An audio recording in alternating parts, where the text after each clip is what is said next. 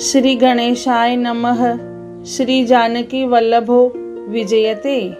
श्री रामचरितमानस प्रारंभ करते हैं। जय सिया राम। श्री रामचरितमानस के प्रथम सोपान बालकांड में 19वां खंड प्रारंभ करते हैं। फिर उन्होंने माता को अपना अखंड अद्भुत रूप दिखलाया, जिसके एक एक रोम में करोड़ों ब्रह्मांड लगे हुए हैं। अनगिनत सूर्य, चंद्रमा, शिव, ब्रह्मा, बहुत से पर्वत, नदियाँ, समुद्र, पृथ्वी, वन, काल, कर्म, गुण, ज्ञान और स्वभाव देखे, और वे पदार्थ भी देखे जो कभी सुने भी न थे। सब प्रकार से बलवती माया को देखा कि वह भगवान के सामने अत्यंत भयभीत हाथ जोड़े खड़ी है। जीव को देखा जिसे वह माया नचाती है, और फिर भक्ति को देखा जो उस जीव को माया से छुड़ा देती है। माता का शरीर पुलकित हो गया, मुख से वचन नहीं निकलता। तब आंखें मूंदकर उसने श्री रामचंद्र जी के चरणों में सिर नवाया। माता को आश्चर्यचकित देखकर खर के शत्रु श्री राम जी फिर बाल रूप हो गए। माता से स्तुति भी नहीं की जाती। वह डर गई कि मैंने जगत पिता परमात्मा को पुत्र करके जाना। श्री हरि ने माता को बहुत प्रकार से समझाया और कहा, हे माता सुनो, यह बात कहीं पर कहना नहीं। कौशल्या जी बार बार हाथ जोड़कर विनय करती है कि हे प्रभु, मुझे आपकी माया अब कभी न व्यापे। भगवान ने बहुत प्रकार से बाल लीलाएं की और अपने सेवकों को अत्यंत आनंद दिया। कुछ समय बीतने पर चारों भाई बड़े होकर कुटुंबियों को सुख देने वाले हुए। तब गुरुजी ने जाकर चूड़ाकर्म संस्कार किया। ब्राह्मणों ने फिर बहुत सी दक्षिणा पाई। चारों सुंदर राजकुमार बड़े ही मनोहर अपार चरित्र करते फिरते हैं। जो मन, वचन और कर्म से अगोचर है, वही प्रभु दशरथ जी के आंगन में विचर रहे हैं। भोजन करने के समय जब राजा बुलाते हैं, तब वे अपने बाल सखाओं के समाज को छोड़कर नहीं आते।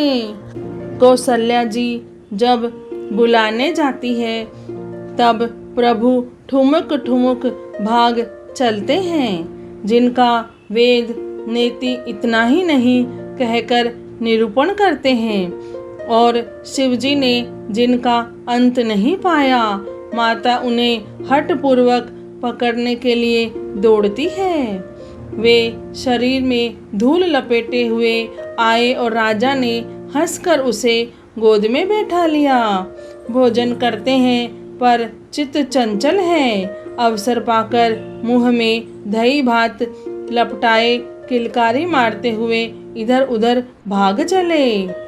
श्री रामचंद्र जी की बहुत ही सरल, भोली और सुंदर मन भावनी बाल लीलाओं का सरस्वती, शेष जी, शिव जी और वेदों ने गान किया है।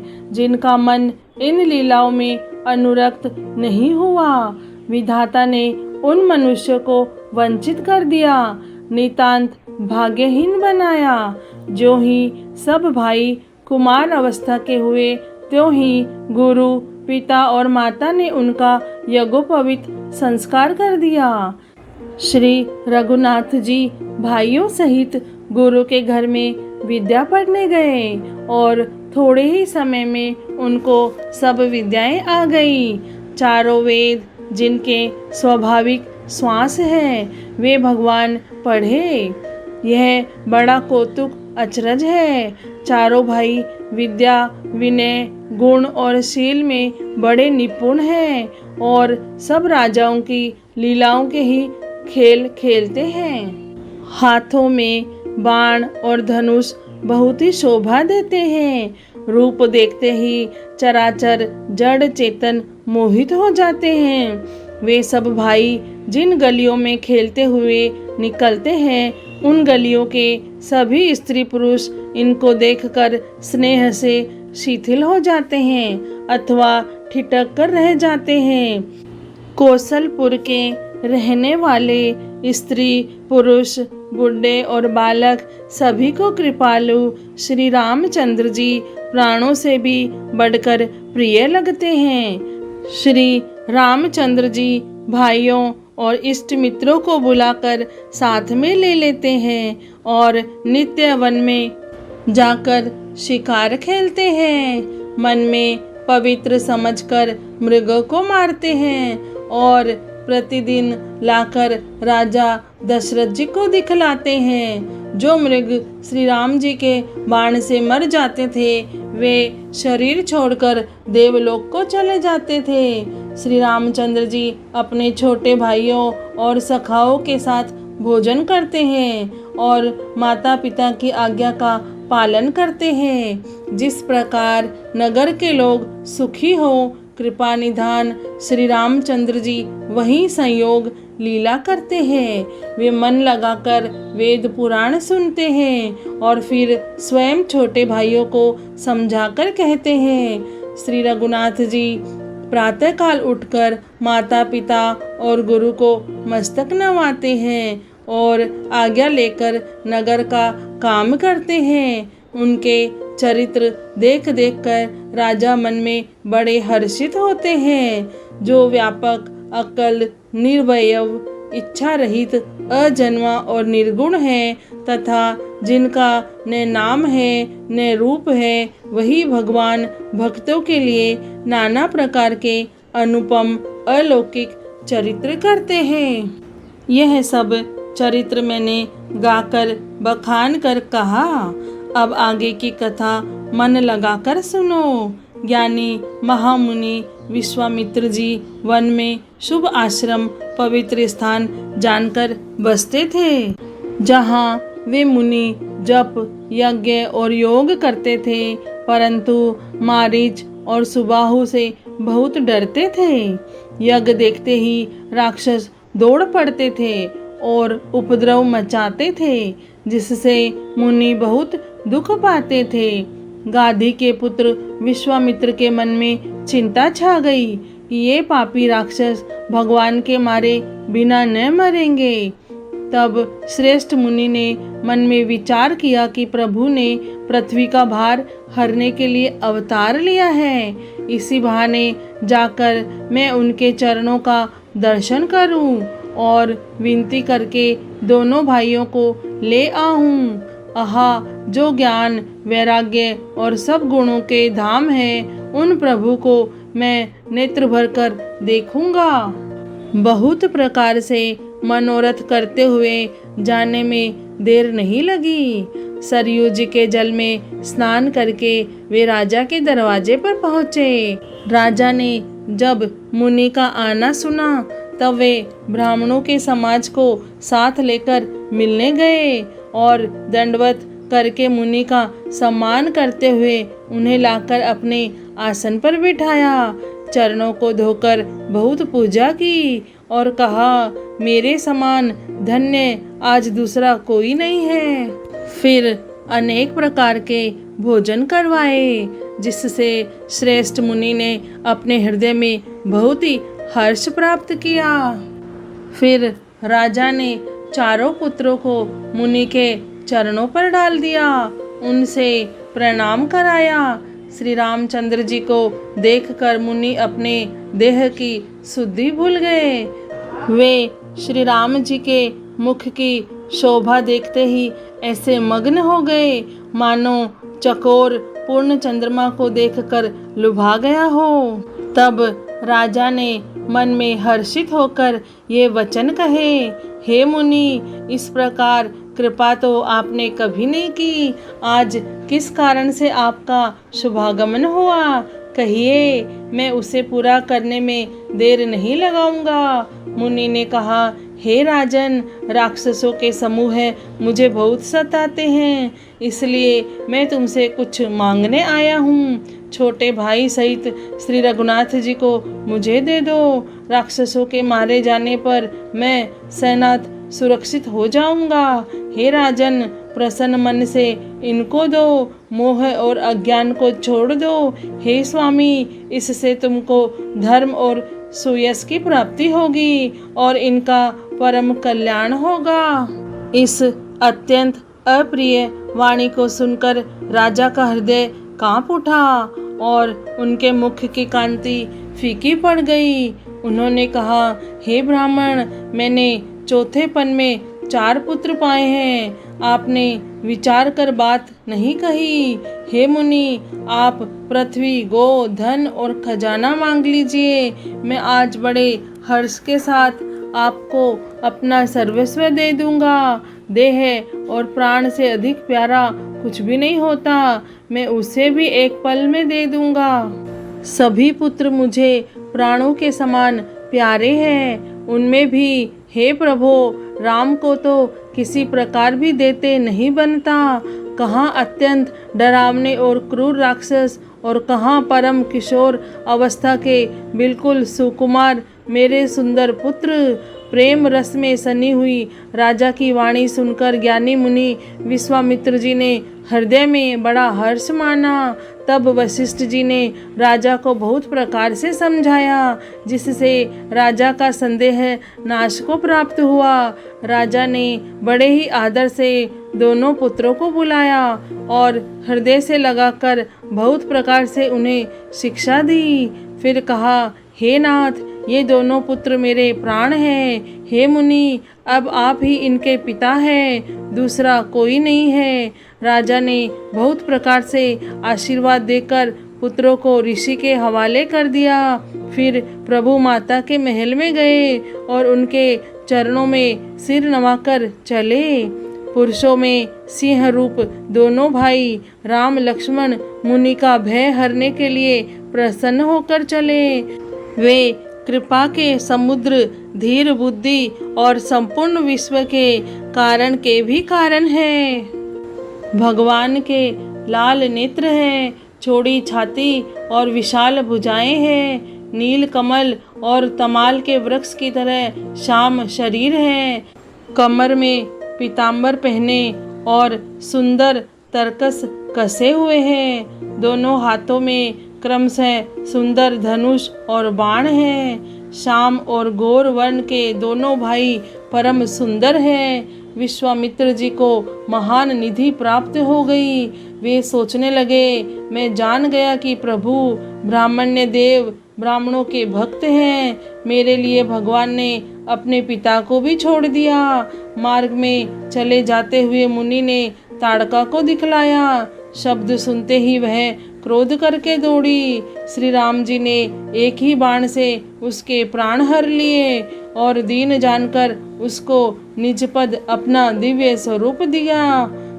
तब ऋषि विश्वामित्र ने प्रभु को मन में विद्या का भंडार समझाते हुए भी लीला को पूर्ण करने के लिए ऐसी विद्या दी जिससे भूख प्यास न लगे और शरीर में अतुलित बल और तेज का प्रकाश हो। सब अस्त्र शस्त्र समर्पण करके मुनि प्रभु श्री राम जी को अपने आश्रम में ले आए और उन्हें परम हितु जानकर भक्ति पूर्वक कंद मूल और फल का भोजन कराया। सवेरे श्री रघुनाथ जी ने मुनि से कहा, आप जाकर निडर होकर यज्ञ कीजिए। यह सुनकर सब मुनि हवन करने लगे। आप श्री राम जी यज्ञ की रखवाली पर रहे। यह समाचार सुनकर मुनियों का शत्रु क्रोधी राक्षस मारीच अपने सहायकों को लेकर दौड़ा। श्री राम जी ने बिना फल वाला बाण उसको मारा, जिससे वह 100 योजन के विस्तार वाले समुद्र के पार जा गिरा। फिर सुबाहु को अग्नि बाण मारा। इधर छोटे भाई लक्ष्मण जी ने राक्षसों की सेना का संहार कर डाला। इस प्रकार श्री राम जी ने राक्षसों को मारकर ब्राह्मणों को निर्भय कर दिया। तब सारे देवता और मुनि स्तुति करने लगे। श्री रघुनाथ जी ने वहाँ कुछ दिन और रहकर ब्राह्मणों पर दया की। भक्ति के कारण ब्राह्मणों ने उन्हें पुराणों की बहुत सी कथाएं कही। यद्यपि प्रभु सब जानते थे।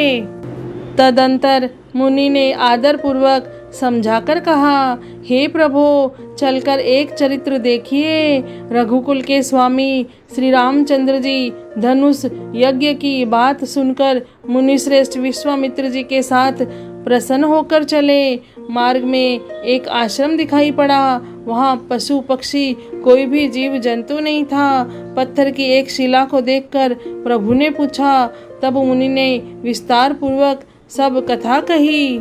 गौतम मुनि की स्त्री अहिल्या शापवश पत्थर की देह धारण किए बड़े धीरज से आपके चरण कमलों की धूलि चाहती है।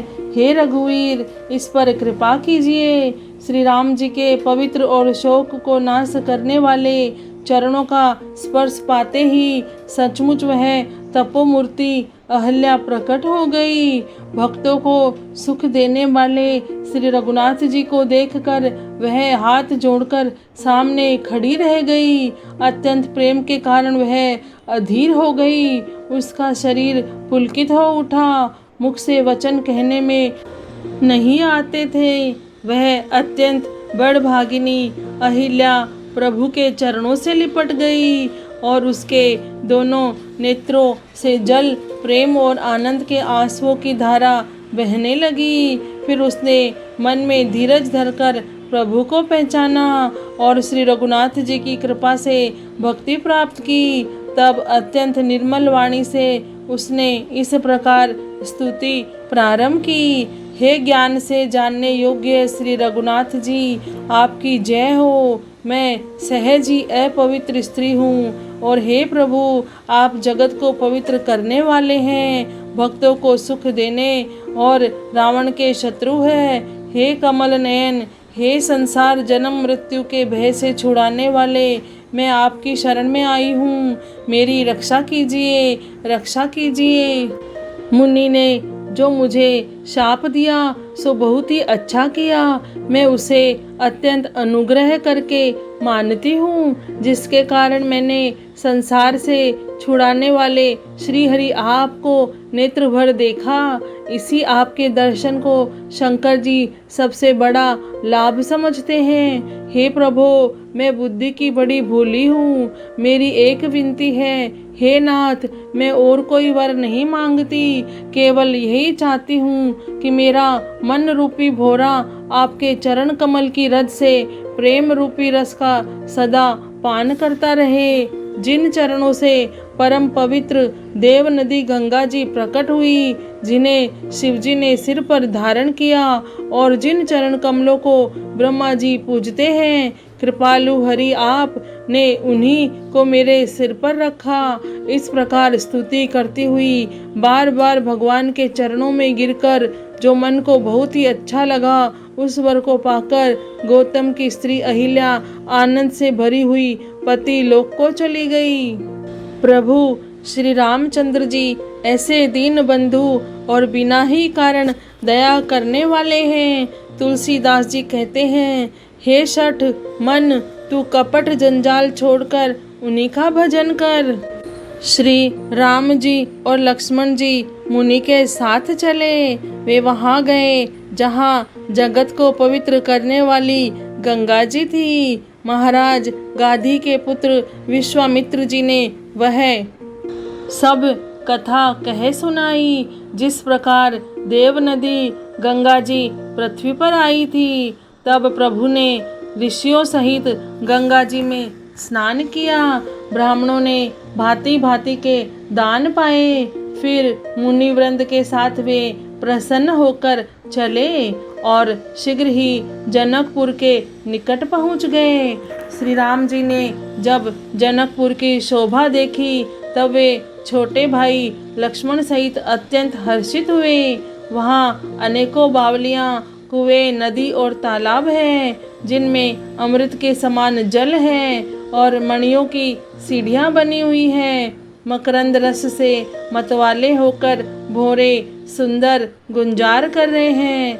रंग बिरंगे बहुत से पक्षी मधुर शब्द कर रहे हैं। रंग रंग के कमल खिले हैं। सदा सब ऋतुओं में सुख देने वाला शीतल मंद सुगंध पवन बह रहा है। पुष्प वाटिका, फुलवारी, बाग और वन जिनमें बहुत से पक्षियों का निवास है, फूलते फलते और सुंदर पत्तों से लदे हुए नगर के चारों ओर सुशोभित है। नगर की सुंदरता का वर्णन करते नहीं बनता। मन जहाँ जाता है वहीं लुभा जाता, रम जाता है। सुंदर बाजार है, मणियों से बने हुए विचित्र छज्जे हैं, मानो ब्रह्मा ने उन्हें अपने हाथों से बनाया है। श्री रामचरितमानस के प्रथम सोपान बालकांड में 19वां खंड पूर्ण हुआ। जय श्री राम, जय सिया राम।